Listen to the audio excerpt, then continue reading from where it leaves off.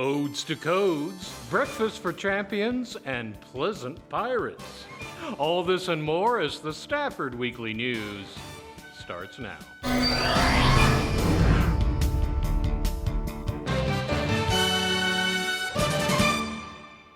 Welcome to the Friday, April 26th edition of the Stafford Weekly News. I'm Randall Williams. Addiction and illegal drugs are two scourges of modern society, and they were among the topics at a recent event at the Stafford Center. If you were wondering about a full parking lot at the Stafford Center early Friday morning, it was a drug symposium held by Fort Bend organizations. I am with Fort Bend Regional Council on Substance Use, and I run a coalition, Fort Bend Community Prevention Coalition. Our coalition is funded by state and federal grants, and coalition is made out of many individuals, organizations who have a shared vision, goals, objectives, and that's to prevent and reduce drug and alcohol use among youth in our community here in Fort Bend. This is our 9th annual symposium, Fort Bend Drug Symposium. We host it on 4/20 to put a positive spin on April 20.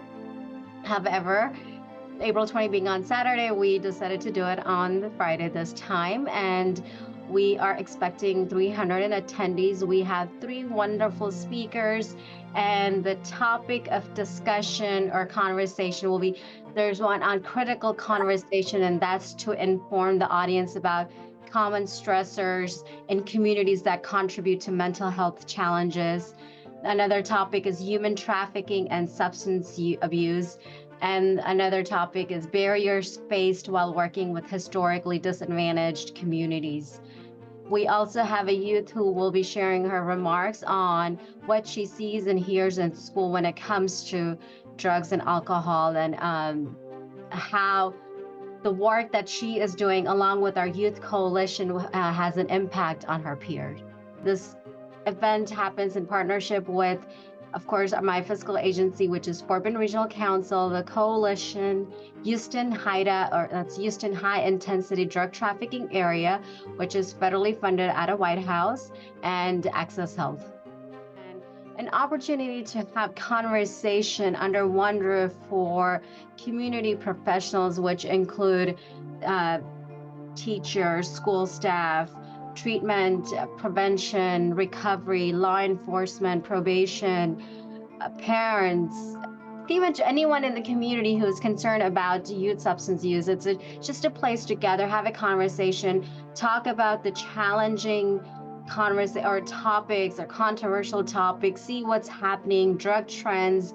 And each year our topics vary. They're all selected by the members of our coalition. So whatever's really happening in terms of the trend and what we feel is a need every year, there's a post evaluation after the event. So we kind of go through that, and that's how we select our topics.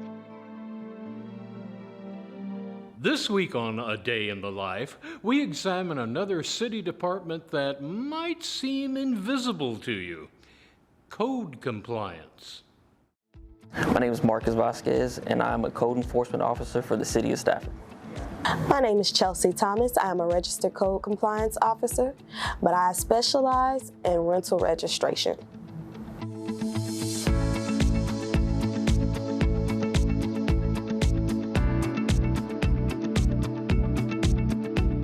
So on a normal day, I'll come in, check my emails, check my voicemail, see if I got any complaints.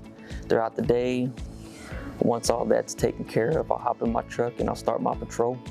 A normal day-to-day for me is like, honestly, being on the computer a lot. I cross-reference our Fort Bend CAD appraisal district website.